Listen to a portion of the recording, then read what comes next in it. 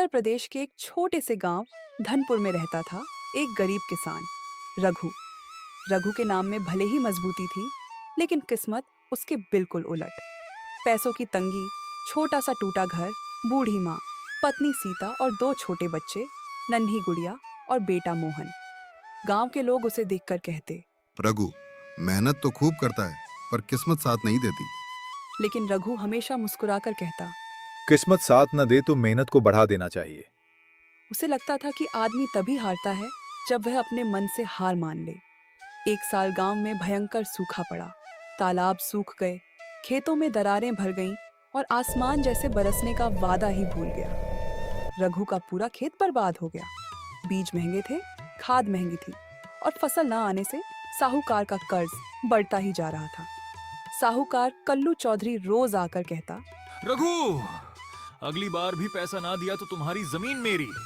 रघु का कलेजा कांप जाता। वह जमीन उसके दादा पिताजी की पहचान थी, लेकिन कर्ज का आंकड़ा बढ़कर 5,000 से 10 और 10 से 20,000 हो चुका था। सीता रात को चुपके चुपके रोती ताकि रघु न सुन ले, लेकिन रघु सब जानता था। वह रात में छत पर बैठकर तारे देखता और सोचता, हे भगवान, कहीं से एक मौका दे दो, बस एक मौका।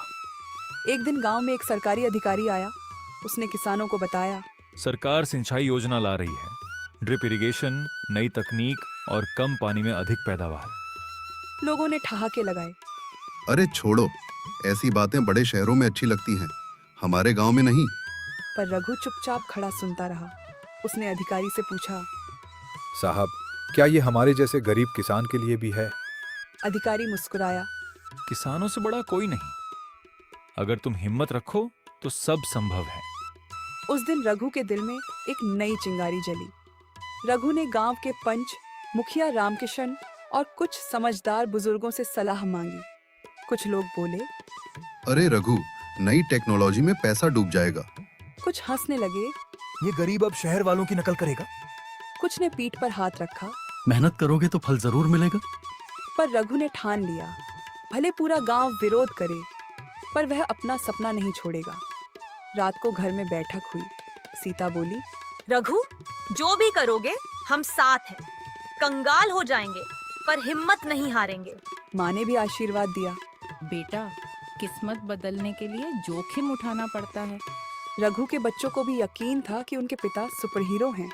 उनकी चमकती आंखें देखकर रघु का मन और भी मजबूत हुआ। रघु ने साहूकार से थोड़े और पैसे उधार ली। कुल कर्ज बढ़कर 35,000 रुपए तक पहुंच गया था। गांव वालों ने फिर मजाक उड़ाया, देखना, इस बार पूरा डूब जाएगा।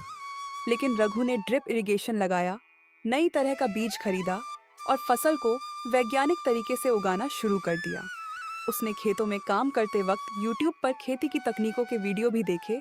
धीरे धीरे उसका हाथ चलने लगा। एक दिन हल्की बारिश हुई। फसल में छोटे छोटे हरे अंकुर फूटे। रघु ने मिट्टी उठाकर सूंघी और आंखें बंद करके बोला, यही मेरी दौलत है, यही मेरी जान है। वह अपने खेत को बच्चे की तरह संभालता था। सुबह से शाम तक मेहनत करता, रात को योजनाएं बनाता और हर दिन नई उम्मीद के साथ जागता। कल्लू चौधरी फिर आया। रघु, 1 महीने में पैसा नहीं दिया तो जमीन मेरी, और ये नई तकनीक वाली नौटंकी मुझे बिल्कुल पसंद नहीं। रघु ने हाथ जोड़कर कहा, चौधरी साहब, बस एक फसल का समय दे दो। अगर मैं असफल हुआ तो जमीन आपकी। कल्लू ने हंसते हुए कहा, ठीक है, बर्बाद होने के बाद खुद ही जमीन छोड़ दोगे। यह सुनकर रघु की आंखों में आग सी जल उठी। वह अब किसी भी कीमत पर जीतना चाहता था। समय बीतता गया। गांव वालों ने देखा कि जहां उनके खेत सूखे पड़े हैं, वहीं रघु के खेत में घने हरे पौधे झूम रहे हैं। जो लोग हंसते थे वही फुसफुसाने लगे। पर रघु घमंड नहीं करता था। वह बस चुपचाप मुस्कुराता और अपने काम में लगा रहता। कटाई का मौसम आया। गांव वाले देखने आए कि रघु के खेत में कैसी फसल उगी है, और जैसे ही कटाई शुरू हुई, हर कोई दंग रह गया।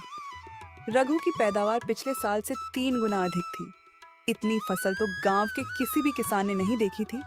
सीता की आंखों से खुशी के आंसू निकल पड़े। बच्चे नाचने लगे। माँ ने भगवान का शुक्रिया अदा किया। रघु खुद खड़ा होकर आसमान को देख रहा था और उसके मन में बस एक ही बात थी, मेहनत कभी बेकार नहीं जाती। रघु की फसल की चर्चा हवा की तरह